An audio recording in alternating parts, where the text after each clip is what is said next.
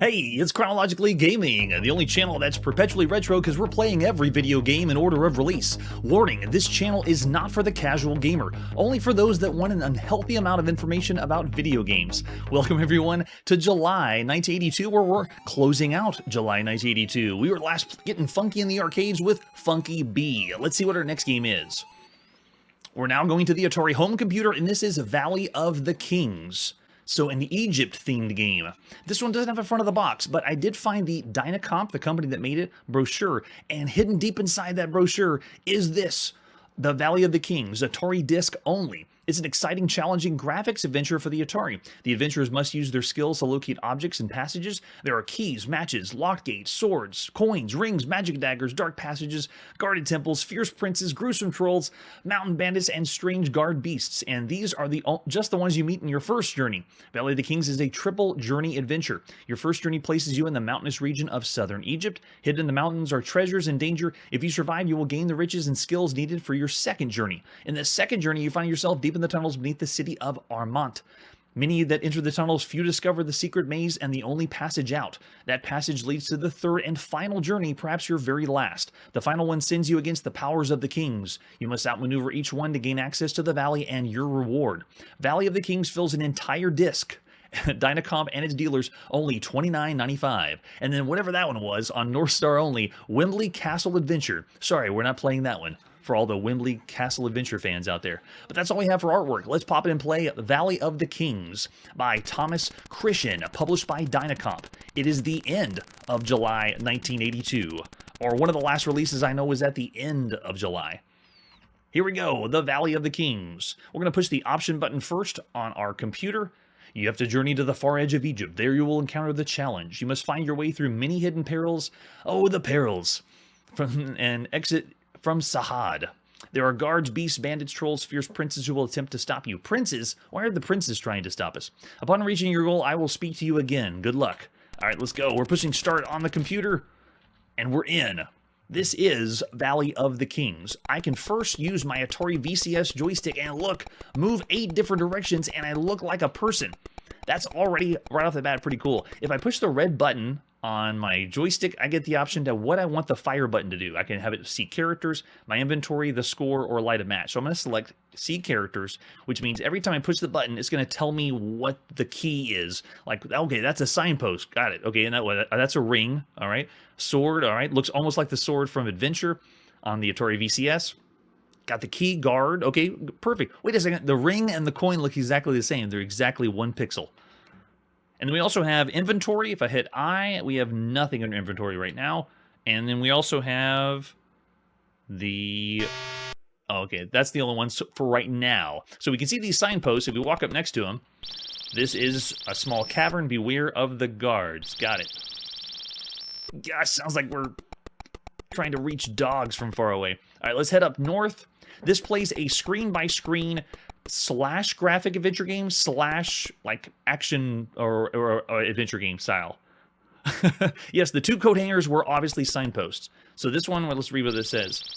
The guards are poor swordsmen, and this is the entrance of Abu Sunbul. So this means if I go to the guard, what happens? I'll just march right on over and halt, stranger, you may not pass.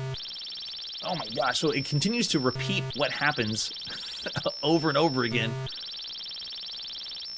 That is terrible. The sound is like we're whistling for only dogs can hear. All right, let's go down south. It means we need to find a sword. So let's go make our way to the next room over here. This is pretty cool. For a game that allows you to move around freely like this, as an adventure game slash action, is awesome. We're in the mysterious cavern and found a sword. What happens if we go up here? Let's go up, and the gates of Philia are locked. Okay, so can't go that way. Okay, we got it. They're locked. Please let us leave. Please stop repeating. It has maybe glitches, but it repeats the same thing several times because it's meant for you to move across without hitting the button. I don't do anything. I just, like the signpost, if I move down right now, the signpost will tell me what it says. Yeah, every step, I'm clogging my way through the game. All right, let's get the dude in the purple hoodie. I mean the guard.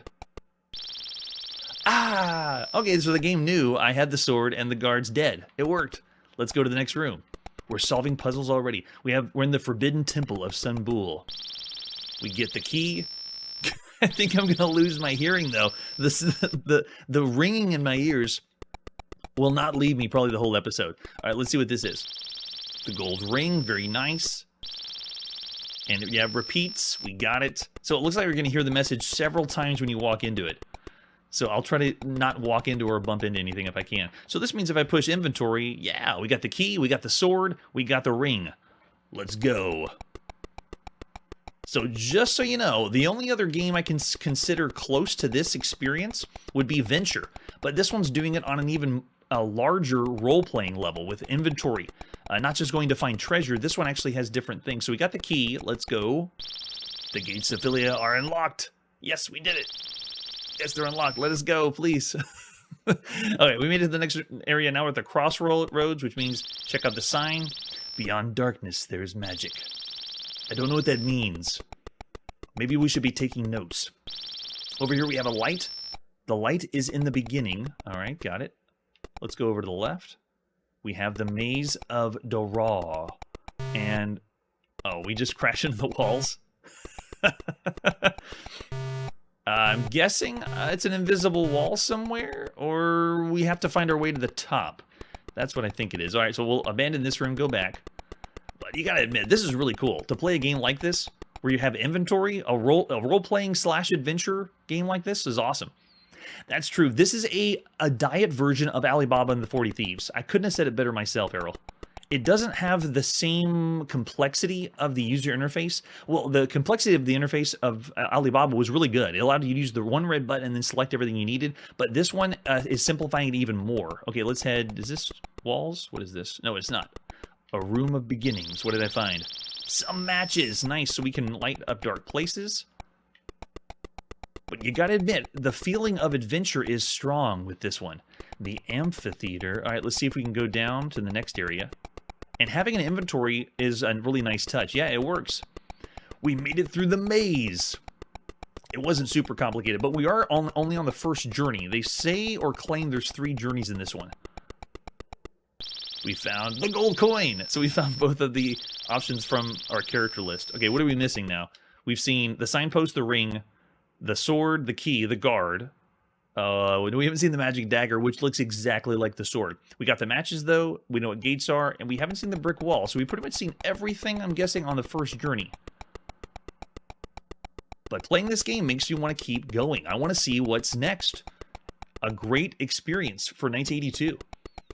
That's true. They do move better than that. Let's move on to this area. Is there anything? Oh, what happened? You seem to have injured yourself. That's serious. It'll cost you 50 points. Oh, okay, so it's a point-based game, and I've lost 50 points because I got hurt. Gosh, the ringing is going to last the entire time, I'm sure. All right, let's move on to the next room over here. It is dark. Better light a match. All right, I'm pushing L. Light that match. Whoa, cool. Lighting a match makes it flash like that. So how many matches do I have? Okay, nice. So you flash. Easy. No, don't bump in too much. We're going to lose more points. Wow, nice touch. So we got to make our way down here and then across. Oh, here. Right there. No, we lost 50 points again. You bump on the walls too much and you die. At least it's not as extreme as Berserk, where we just die and we electrocute touching the walls. Do I still have my matches? I do. All right, so I lit a match. I don't know how many I have. I think I just have infinite flashes like this. All right, so yeah, I can be careful to go through. So cool. I partially could fault it because of the glitch. Uh-oh. Uh-oh, we ran out of matches. We did run out. No, we have an empty matchbox now? They didn't tell me how many I had. So can I make it through? Nice and easy. Nope, easy.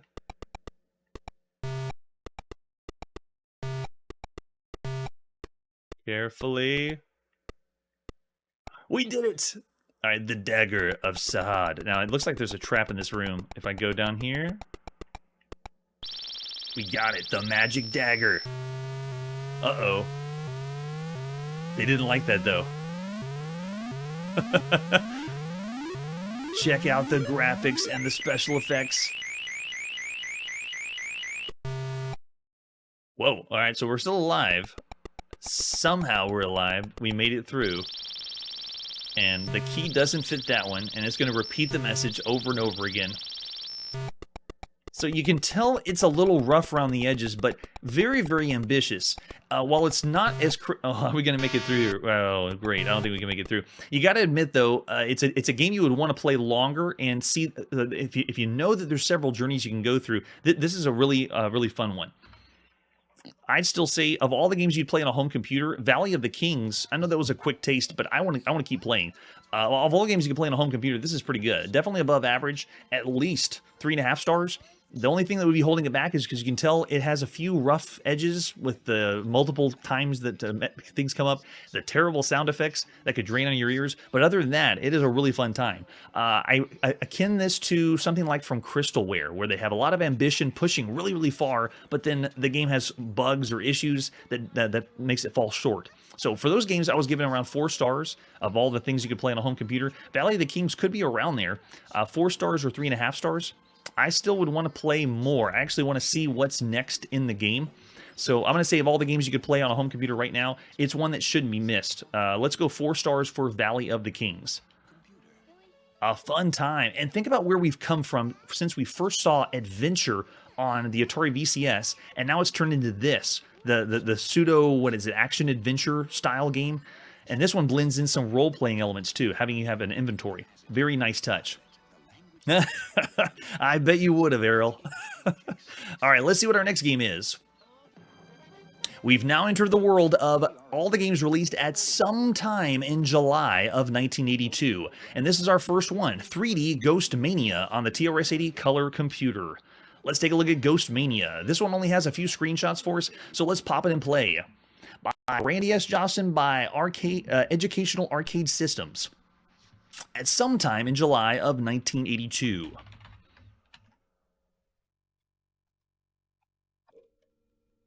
All right, so this one is hitting on the other crazes we've seen in 1982 of the 3D maze. They are all the rage right now. But this one has a twist to it. So this is by Randy S. Johnson. Way to go, Randy. So far, as far as the 3D maze craze has happened, we've seen Escape on the Commodore VIC-20. We've seen 3D Maze on the BBC Micro and the NASCOM. We've seen Amazing, which is a 3D maze that was for the Coco. And we've seen another one called Labyrinth that had the 3D maze but had a shooting mechanic. But don't get too excited. It wasn't like a first-person shooter mechanic. It was very rudimentary. It was, but it still was playing on the 3D maze kind of game. And then we had a game by Tim Gilbert's called 3D Maze of Gold, which was a 3D maze that has you picking up things like dots in Pac-Man. And this would be the next iteration. This is straight up, let's play Pac-Man in a first-person perspective in a 3D maze. All right. Oh, that's right. All right, so we're going to go all the way in and do a ghost mode. And I want to do a beginner mode, so I'm going B for beginner. And then I want to go kind of fast. Let's go 6 for right now. All right, so it has a random seed. You can see down at the bottom, and it's going to make us a whole new maze. Break it all up, put the dots where it needs to go, and then the ghosts. So for this is the very first time you could ever play a Pac-Man game from a first-person perspective. This is the one. All right, I think we're on a dot right now. So yeah, so we're okay. The ghosts can come at us. That's it. Nice touch. Now, the other thing to think about is this is not playing like usual Pac-Man. The way you play Pac-Man is you run around, gather all the dots, and then you find the power pellet, then you turn the tables and you can hit the ghosts. In this one, the dots you have to stand on for the ghost to come at you, and then you die, or the ghost die. So there is no power pellet. It's essentially you're wandering around the maze. You can see here, look at that, machine language. We got fast moving 3D maze. And he got us. So we weren't on a pellet for that one. We have to find our way. There it is. See the little dot on the ground? So you sit here on the dot. While you're on the dot, if a ghost comes at you, then the ghost will die. So it's not the true Pac-Man experience, but this one is the first game to ever throw ghosts at you from a first-person perspective. Really, really cool. The company that did this also had a 6-month free subscription to the challenge list, which gave you high scores and competitive events that were happening, which is kind of a nice touch. We don't know how long that lasted, but think about going in and seeing how your scores would compare to everyone else's on a list. No, here's one coming at us. Run. Okay, so we're on this dot. Let's see if he comes around the corner. Anything? Come on, buddy. Is the artificial intelligence really that dumb? Oh, there he is. Yeah, we get it. So we get the point if we're on the dot whenever he attacks. All right, so we're still making our way through the maze. If you want to see the total maze, we're H, and you can see we're the flashing dot on the line. Oh, no, the flashing dot may have been the ghost. Okay, we got it. We made it to a dot. So we're safe now. Where are we at? Yeah, there we go. And you see there's a ghost around the corner. There he is. So far, I'd say of all the 3D maze craze, the best one we've seen was 3D Monster Maze for the ZX81 because of the element of the monster coming at you. This one is a little more whimsical because it's playing off of Pac-Man.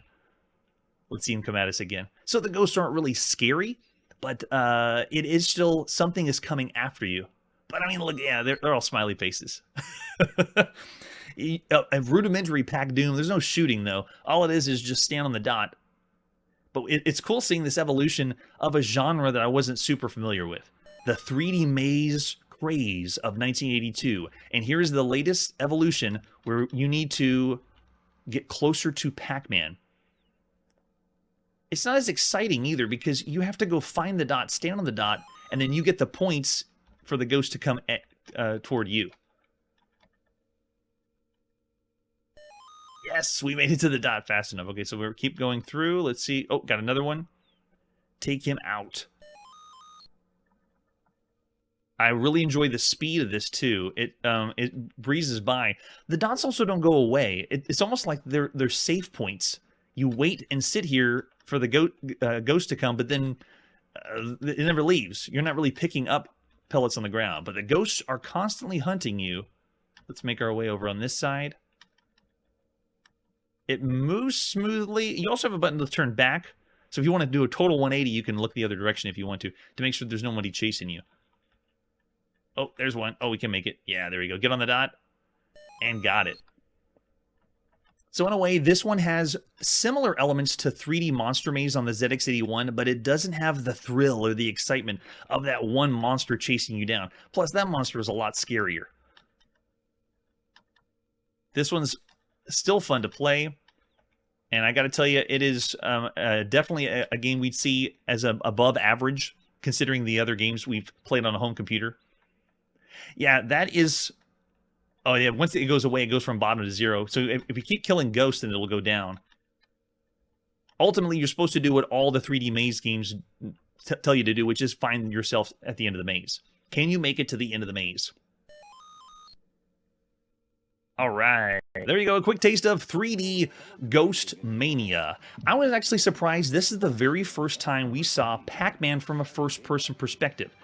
It goes to the color computer. We every now and then see something first on the color computer, which is kind of cool. I'd say of all the games you could play on a home computer, this is a 3.5-star game. It is just a notch above Tim Gilbert's 3D Maze of Gold. So 3.5 stars for 3D Ghost Mania. All right, let's see what our next game is. We're now going to the Commodore VIC-20 in the United Kingdom, and this is Applebug. Let's take a look at Applebug, starting with the box. So this one is a dual pack, comes with both Applebug and Crazy Climber. We'll see Crazy Climber now that we're playing every game released at some time in July. Eat the apples before the bug attacks, is what it's trying to tell us. Let's see if we have any other artwork for Applebug. Nope, that's it. Just the front of the cassette. And this one is available on both disc and tape. I'm going to be playing the disc version of Applebug. This is by Peter Milligan, published by Liversoft at sometime in July of 1982. Which, this makes no sense. Nobody in 1982 has a disc drive for their Commodore VIC-20 in the United Kingdom. We're just going in crazy now. The object of the game is to eat the apples before the worms get you.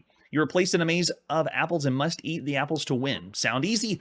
There's a rare poisonous worm loose that likes apple bugs. Press any key to continue.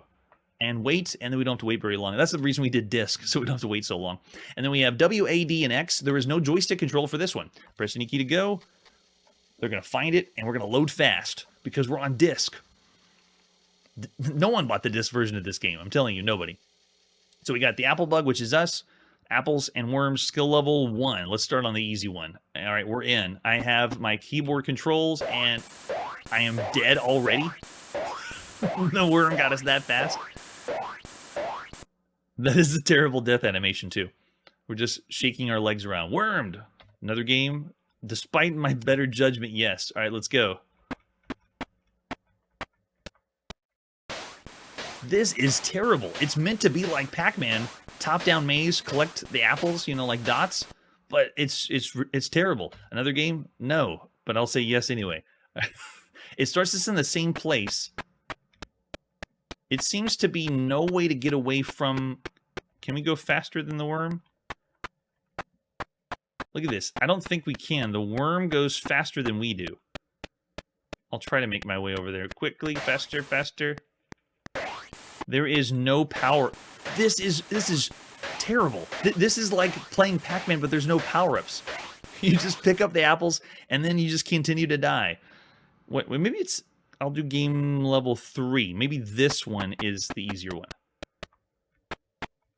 I see. Okay, so game mode 1 is the hardest. This one is the easiest. This one makes more sense. But still, all we're doing is running around picking up apples. There is no joystick control. There's keyboard controls only. They gave us a little bit of sound effects, but this is part of a compilation, and we all know what happens when you combine compilations with United Kingdom. You get trash, and this is another example. Wow.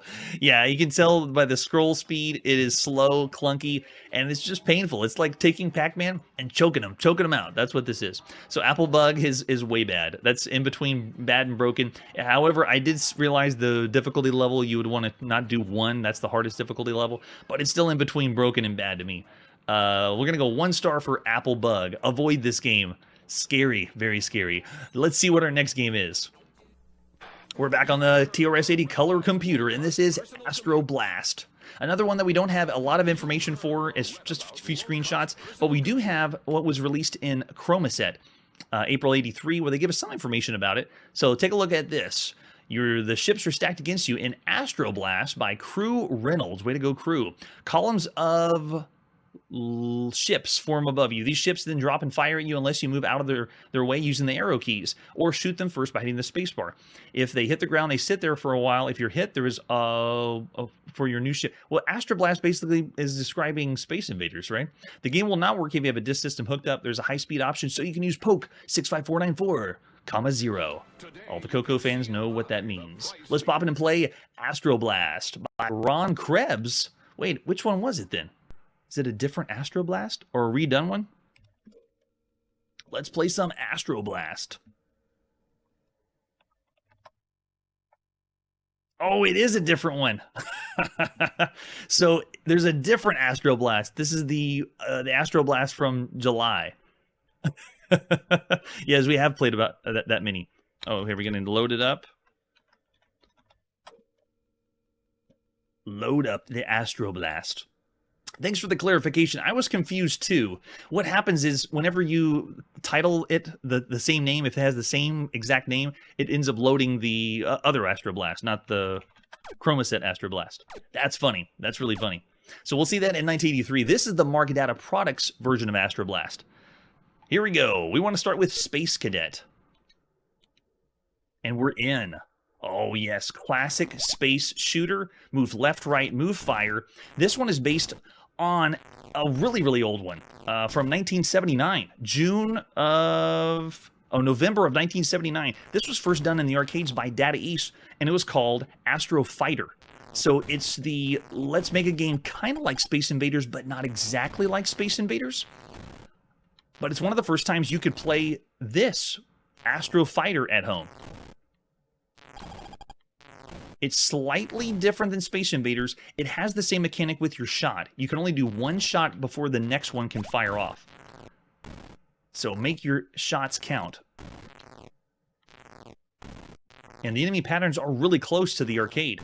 So how about that? A game that was in Japan on the Deco cassette system, or I'm sorry, this was the very first game by Data East they ever did. And they're bringing that game home to be played on your color computer. Wow, the times they are a-changing.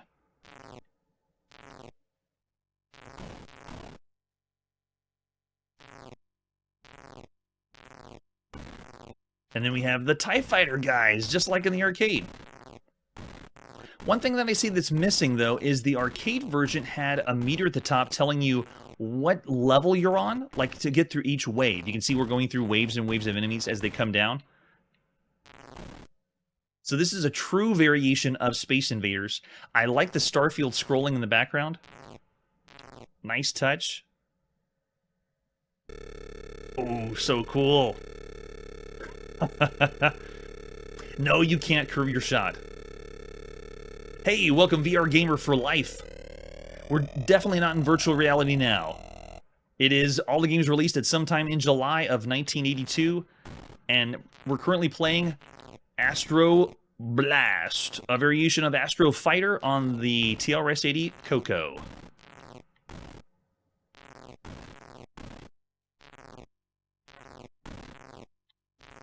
We just recently played a game that was called Avenger on the Commodore Max machine, which was a one-to-one variation or translation of Space Invaders. And I give that one 2.5 stars. I'd give this one 3 stars. It's still an average title, considering all the other games you could play for a home computer. It's just so bizarre that they decided to copy a game from Japan, and it was the first game that Data East ever did. Yeah, you can tell this is a very well done port. And I'm pretty sure if you were playing this at the time, you wouldn't know it was Astro Fighter. Unless you were a really hardcore arcade enthusiast. Yeah, this is from 1982 on the color computer. Oh, so we need to try the harder levels? I see. No shield protection and the ship is destroyed.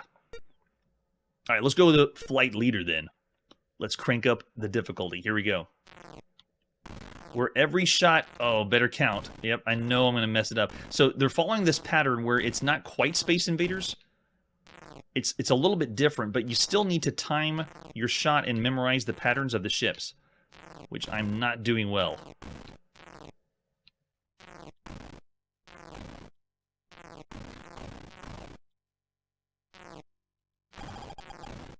Uh-oh, if they reach the bottom, what happens? Can I just kamikaze into them? There we go.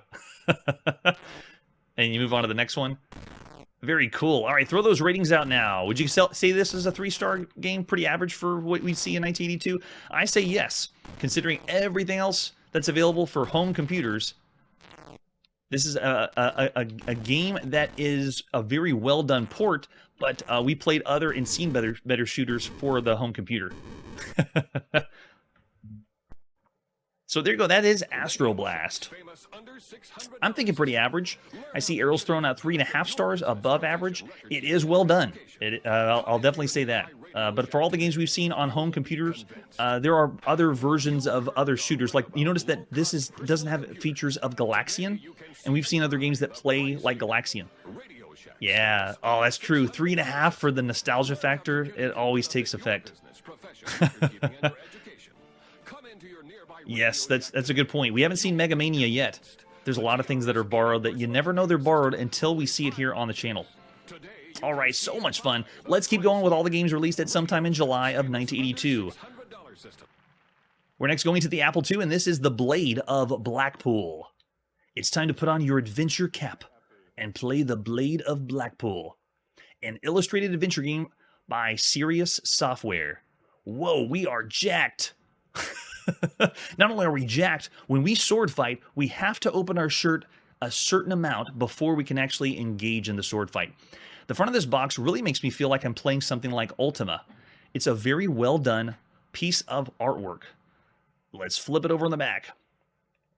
Methinks if I live till the seas have withered, I'll ne'er know of more adventure than befalleth those that quest for the sword bearing the name Miraglim. Broke character there. Many have abandoned their earthly toils to pursue this great sword of magic. Legend saith this mighty blade rests in the caverns beneath the lake at Blackpoole, where evil serpents and horrid plants have a taste for the flesh of humans, and yea, even man has taken arms against his fellow man in search of Miraglim. So come hither, be ye brave, for if you seek life of adventure, ye too must go in search of the blade of Blackpoole. Travel with wisdom and cunning, and the magic powers of Miraglim shall be for none other. Designed by Tim Wilson. Way to go, Tim Wilson. Do you talk in Old English, like the game does? Assembly language, played with keyboard. Hey, look! Down at the bottom. That's one of the Gruds from the Black Forest by Serious Software. I still think that's the mascot for Serious Software. Do we have any other artwork for the Blade of Blackpoole? This is the very first release. It's going to be released on other systems later on, but this is the very first time we see it with the 5 1/4 floppy disk, an example of the screenshot. That's true. It wasn't just his chest open, it was a waxed chest. Let's see the manual for the Blade of Blackpoole. Serious Software brings us this one. Look at that guy. So this is the second graphic adventure game that Serious Software has ever done. The other one we've seen is Kabul Spy. Everything else by Serious Software, obviously, Sir Gabelli was originally there before he split off and did Gabelli Software, but Serious Software primarily does arcade-style games. So it's pretty cool seeing this is their second graphic adventure game. The object of the game is recover the sword of Miraglim and return it to the altar from whence it was stolen. Rumors speak of a secret chamber near Blackpoole in which the sword is said to lie. Playing this game involves solving many puzzles to reach a successful conclusion. It's not intended to be solved quickly, so don't get frustrated if you seem to make any progress at times.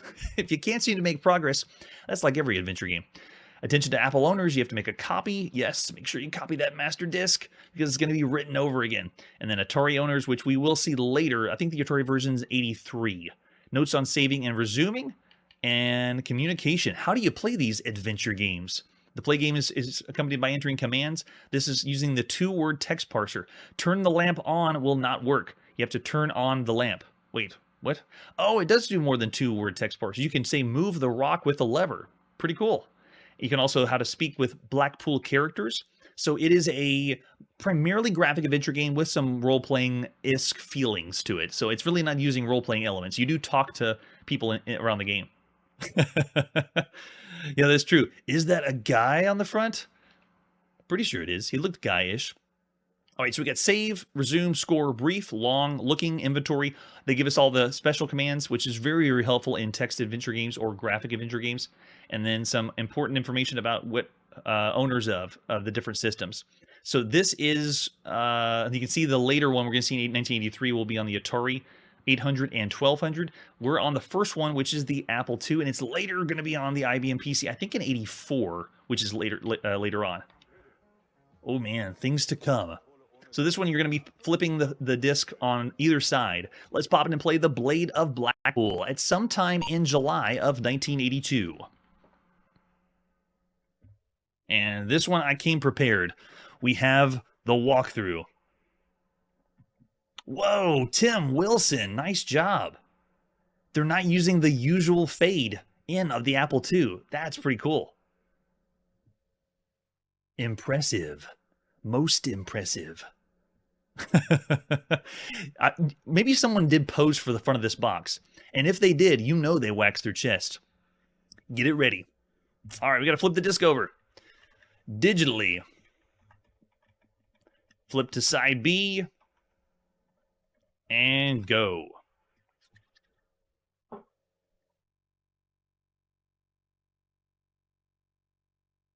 Ah, there we go. The graphic adventure game. You're at the edge of a small lake with a forest to the north. The water is clear and shallow here. A trail leads north and a path leads east and west.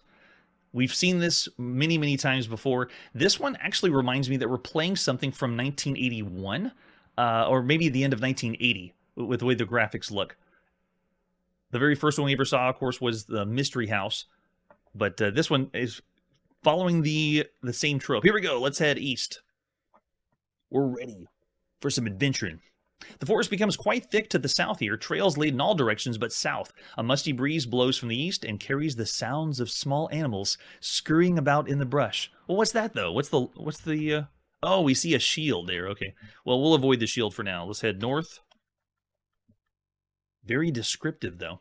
The forest opens here to reveal a clearing and a building to the north. Trails lead in all directions but west. So let's keep going. We see a rock. We'll go west. Oh, I'm sorry, go north. Yes, go inside. We're in an old but comfortable tavern filled with adventurers, like ourselves. Most of them are drinking and carousing, but several men are organizing expeditions. To the south, the door leads outside, and a hallway is to the west. We're going down that hallway. You're in a small room with several tables and chairs and a long counter. A man is working behind the counter and ignoring you. Like all people behind the counter. The hallway leads east. We can see a sharp knife, a long staff, an old lamp, a rope, and some money. And what is our inventory? Does I work? Let me see. Yeah, I works as inventory. We're currently carrying a money belt. So we got money. That's nice. Look again. That's a good point. We don't want a shield. It'll hide our wax chest. All right, so I want to see all the inventory. We are not going to use the knife. The knife is useless. We are going to get that staff and get the lamp. Oh, I'm sorry. You have to pay for everything. Buy staff. Bought. Buy lamp. Bought. And what else we got? I like how all the items are just laying on the floor in the shop that we're buying, and then they disappear. That's kind of cool, though. Whenever you first saw graphic adventure games, you didn't get this screen change. And so now we're seeing more and more of these graphic adventure games where the screen changes when you pick up items. So show me what we got. We have the rope and some honey. So buy honey and buy rope. Bought. All right, we got everything we need. And now let's go talk. Oh, let's go east. We're out of here. We don't need that dagger. Maybe we need more. Where's the wax? Can we buy the wax while we're here? All right, so let's talk bartender. The bartender nods at you and says, "You must be the one who's after the sword. Aye, she'll be powerful, but nobody has succeeded yet. They call it Miraglim. Thought I know not the name was come by. Good luck to you." Thanks, buddy. I guess that means that's sending us on our quest. He's going to tell us what Miraglim is. All right, so now after we talk to the bartender, we go south. We're leaving this place. We have to go find the magical sword so we can pose for the front of the box. Let's go south again. We're going to avoid that rock and go east. Oh, the forest becomes quite thick. We're going to avoid the shield. We don't need it. Quicksand. Uh-oh. Yellow-tinged mud lies in a large, elongated depression stretching to the east. The smell here is of musty earth and dying vegetation. The forest lies north and west. Great. So we're in quicksand? Okay. All right, so let's go swim, because we're in the quicksand, east. Good thing we knew we could use the swim command. A quicksand pit. A large depression filled with sticky yellow mud extends to the west, and to the north, a trail ends the forest. You bet it increases our charisma. That's why we could talk to the bartender, and he told us everything. Everything we need to know. All right, so now let's swim north. That path right there. Go! Uh-oh, it doesn't look good. The ground here is musty and spongy underfoot. To the north, a trail enters the trees and turns abruptly. Another trail heads south. We see a white potion. Okay, let's get potion. Taken. Looks like there is enemies in the quicksand. Very scary. All right, now let's go north. Can we go, or are we still in quicksand? Okay, we can. We're now in a small swampy pit surrounded on all sides by trees. A dim trail leads south to the trees and turns abruptly. The ground feels very soft underneath. Your feet here. Your feet here? Oh, underneath your feet here. Whenever the line goes to the next side, yeah, it throws me off. Okay, so after that, now anything is... Okay, let's go look. We have the trees that surround on all sides. Okay, got it. And get the potion, go north. All right, get bees. You managed to catch several bees. How did we know? I said look, and I guess, where did the bees... I know we can see the beehive now, and there's bees, but why would you expect this guy to be able to catch bees? Just catching bees? He can just catch them. Okay. Oh, I see. Because we've bought honey, we have honey that makes us catch the bees. Yes.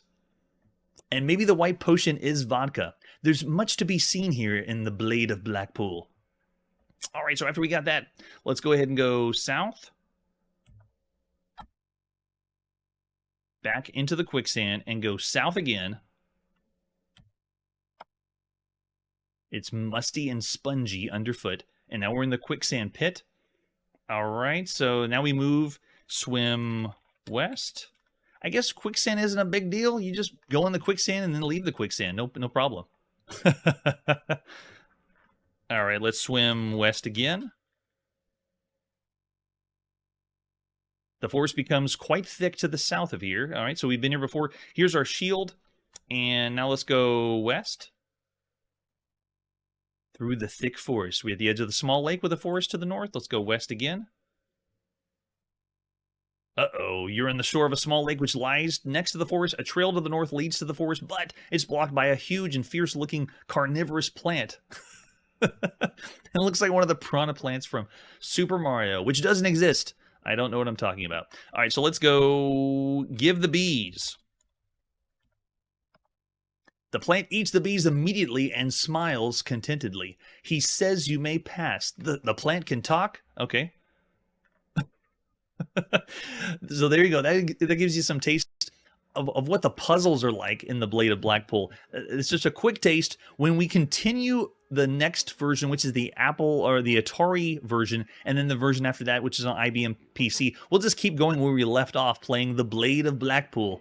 But for all the games you could play right now on the home computer, that was a fun time. That was still a good graphic adventure game, well written. The puzzles were obscure as usual, but I still say of all the games you could play on a home computer, that's a very well done one. I'm going to say 3.5 stars for the Blade of Blackpoole. Who's with me? Who had their adventure cap on and felt the magic of the Blade of Blackpoole? Or is it just another game? Or maybe I'm just distracted by the wax chest and got to give him a higher rating.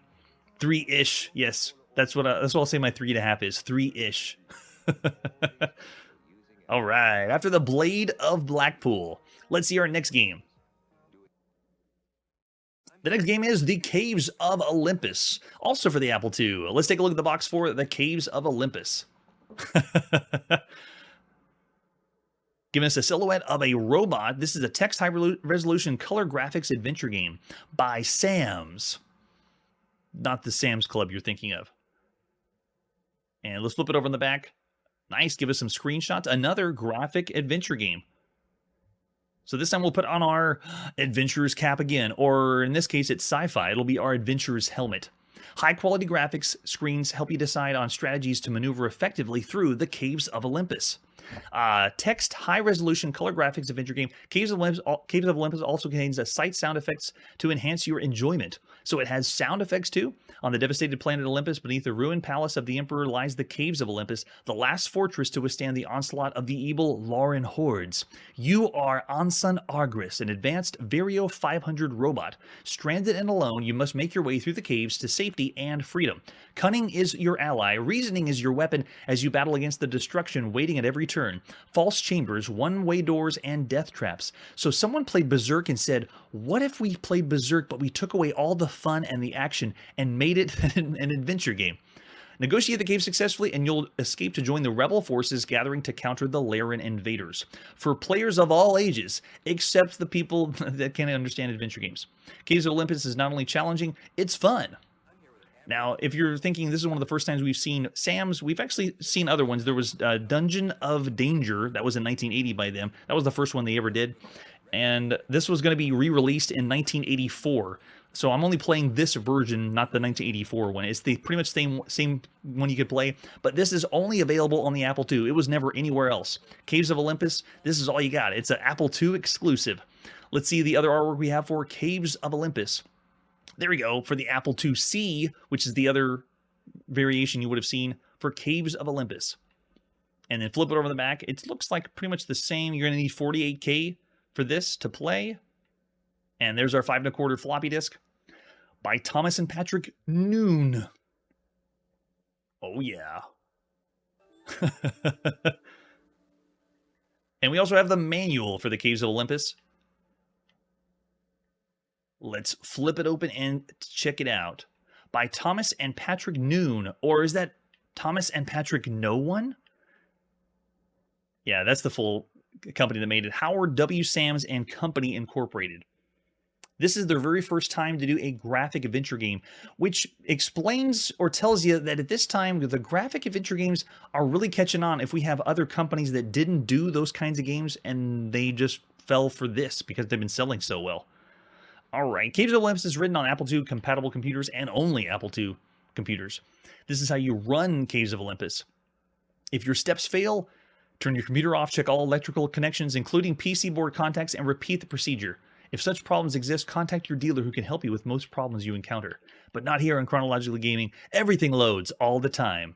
Now, it tells you how to traverse through Caves of Olympus because it's explaining what an adventure game is. You can push any key on when you go to the title screen, and then when it's time to play the game, the commands are relatively simple and can generally consist of verb and noun. So this is strictly a two-word text parser. Take object, get object, and so forth. Only exception preceding the rule are the commands dealing with moving, taking inventory, saving, quitting, blast robot. Make sure you don't do blast battle robot because it won't understand that.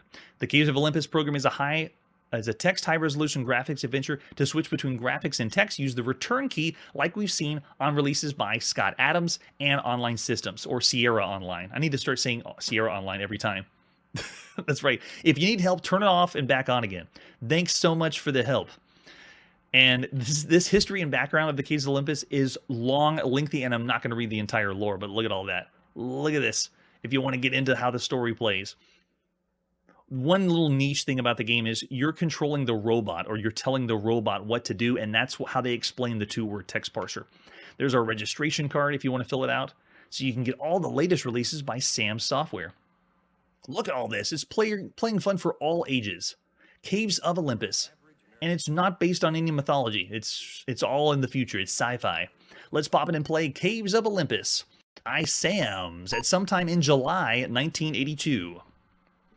Only on the Apple II. Yes, it will, Victor. We need to try that.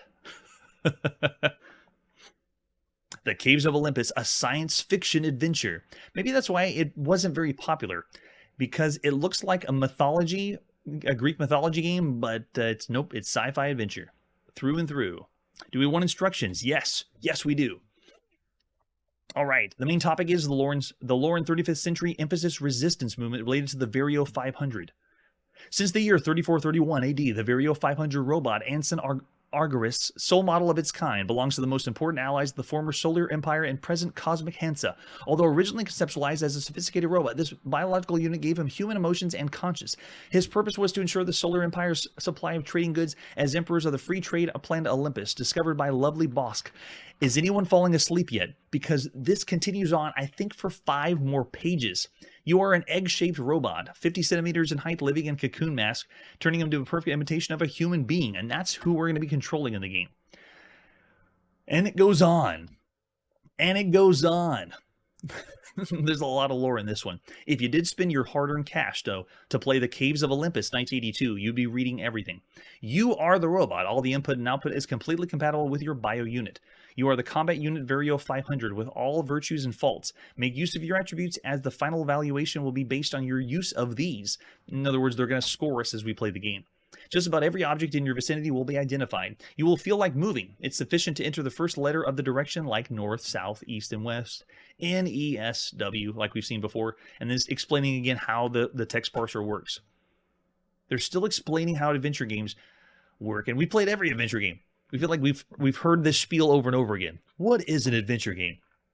When do we flip the disc over? Because I'm pretty sure all this is going to be on one side of the disc. That's true. We didn't have this kind of story. We have heard this kind of explanation before, though, where they tell you that you're in control of something else, like a robot. But this one adds a way more lore and complexity than the other games we've seen. All right, Advanced Operating Systems presents The Caves of Olympus, a science fiction quest by Thomas and Patrick Noon. Starting a new game? Let's go. It's time to get in our adventure helmet. You are in great danger. A Lauren commando following you is catching up. You see the entrance to an old meteorological station. That's the secret entrance to the Caves of Olympus. We can see an ID strip. Oh yeah? If I hit enter, now we see it for real. Look at that. It's the real graphic adventure. And then hit enter, we come back to our commands. All right, we're in great danger. Go north. Don't worry about that ID strip. Let's just go. Oh, that's true. This is going pretty fast. There is no fast forward on. It must have been programmed very well. The vestibule, your adventure has begun. Crackling, a paratron force field builds up behind you. The station explodes. Your pursuers are dead. Can we see them? Oh, we can't see them. They're not. We do have an info cube we can see here. There it is. The info cube. All right, let's get info cube. Does it work? The cube glows in a warm light. What information might it contain? Nice how they do that, like it's a cutscene. I love it. All right, let's activate it. Activate info cube. The cube glows brighter. A question appears on the facet of the cube. Which info module? And thus begins the puzzles. And I'm talking like even more obscure than the Blade of Blackpoole. We're up there with a level of puzzles that are around the range of the games in the United Kingdom for the BBC Micro. That's how obscure. Spacesuit 1-2 door. All right, I'm writing this down on our virtual notepad in 1982. All right, so now we are in just the vestibule. All right, let's try wax chest. Result, negative. You know why? Because we don't have a chest. We're a robot. We can't wax our chest. Errol's already ahead of me. Okay, so let's move on to the next room and go north. All the pursuers are dead. We have the info cube. Let's carry on. A gigantic dark room is here. The entrance is behind you. Ahead of you in the distance is a light. Your sensors register nothing but static. So, wow, that's what the graphics show us. It really is nothing. We can recognize a combat robot. All right, let's go north again. Move on to the next area. An unusual situation. Your right arm moving blindly touches a locked door. A blaster beam would be disastrous. Your disintegrator is too weak. Ahead of you, the light. You notice... What? Nothing? Oh, okay. We're still like in the dark. So when we go to the graphic view, nothing really shows. All right, so let's go north. Yes, we have no charisma because we are a robot. The center of hall sensors are only slightly impaired. Your infrared scanner registers a blue. He died a short time ago. To the left and exit. Oh, gosh. Yeah, he's really dead. With some green blood. That damn Vulcan green blood. Okay, so now we have, after this one, the center of the hall. Let's head north again. We're not even going to examine the body or anything. Just moving on. We're in the same hall. The patch of light was nothing but an intact illuminator. You register the end of the hall ahead. A destroyed bulkhead to your right. There it is. Destroyed bulkhead. Got it. All right, now we're in the same hall. Let's head north. I like the adventure games that give you the breakdown. Here's where you are. This is what you see. And there's the exits. And at the time, even Computer Gaming World and other magazines complained about adventure games that a lot of times they just didn't know what they could tell the computer to do. And they would ask, can you please tell us just a list of all the commands that the computer understands? Because then that would help you figure out the puzzles. And we're already seeing that. There's quality of life of adventure games that are slowly trickling in, making it better. Yeah, life is cheap, definitely. All right, so we are at the far end of the hall. Recognize an empty, gigantic storage chamber for armored Terran combat robots. To the left is an exit. Nice. There's our graphics. And we recognize what? A Howlgonium clips? Is that what that is? I'm so glad they tell us because I never would have guessed to type that in. Please don't have me type that in. We're at the far end of the hall. Okay, let's go west. I don't want to have to type in Howlgonian clips. We are now in a well-known room, your chamber with cocoon mask, but the bio-racks are all empty. Or maybe not. We recognize an Anson Argyris mask. And there it is. Nice. At the end of the chamber. All right, so now let's wear mask. We didn't have to pick it up. We can just wear it. You've changed back to the Emperor of the Free Traders. Whoa, so cool. So in this game, you put a mask on and you don different people or become different people. All right, so we're now the Emperor. All right, let's head south. Now that we're the Emperor, let's go get some stuff done. You are now in an activated navigation center. The above-average room temperature is typical of the after effects of a battle. Ashes on the floor. Navigation shows the enemy approaching the planet. You notice a Hallucian combat robot.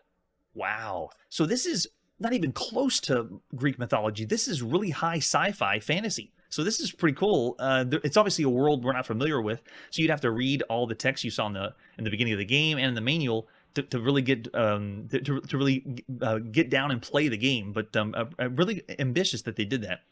All right, so we're in the navigation chamber. Let's look at the robot, or in two-word speak, look robot. Hail, Emperor Ensign Argyris. Before you are able to react, the robot disappears. So we're definitely the Emperor. At least he believed we're the Emperor. Okay, let's go ahead and head east. This means we'll probably get to put on more masks as the game goes on. We're in the center of a hall. Sensors are only slightly impaired. Your infrared scanner registers blue. Oh, okay, we're back with this guy. He's dead. All right, let's go north. Oh, that's true. Proto Darkman. We need to start using the term proto. A lot of these games are like the very first time you would have experienced or seen this kind of concept. Proto is the perfect word for it. You're in the same hall. A patch of light was nothing but an intact illuminator. Okay, so we're back here we were. All right, let's go ahead and head north. Now that we got the mask, we're going to head back where we were before. And now we can get the clips. Where are the clips? The clips are yours once again.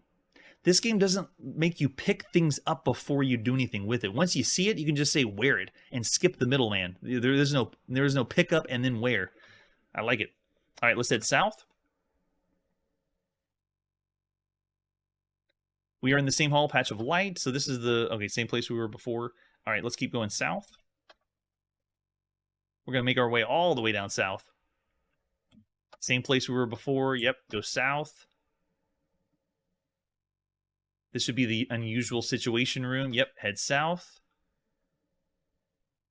This is the gigantic dark room. Go ahead and head south. Now we're in the vestibule, where we began the adventure. Let's head east. So now that we are the Emperor, we can probably get more done. You're in a former armory. The Lauren have destroyed everything, including themselves. Only blood and destruction to be found here. Oh my gosh. It's painted everywhere like Maniac Mansion. Anyone, show of hands? Doesn't it look like the blood from Maniac Mansion? All right, we also have a micro bomb here. Get micro bomb. The cool metal of the gleaming device gives you a feeling of total security. Nice touch with these little cutscenes, showing you... It's just a cool presentation for an adventure game. All right, let's head south some more. You are in an empty hallway. To the left, an exit. We recognize nothing. All right, let's go ahead and head north. Oh, that's where we were before. Yeah, go south. Sorry. South. And now from south, let's go ahead and head from the empty hallway. Let's go east. No, the vestibule is here. After the armory, yeah, east. You say that, but then one of the first text adventure or graphic adventure games we ever saw was the Mystery House, and you gotta say that the graphics are just terrible. So I couldn't fault it too much because we're not that far away from that. We're now in a communication center. Somehow it seems familiar to you. Your sensory systems register fusion power plants starting up. Okay, that sounds good. Let's head north.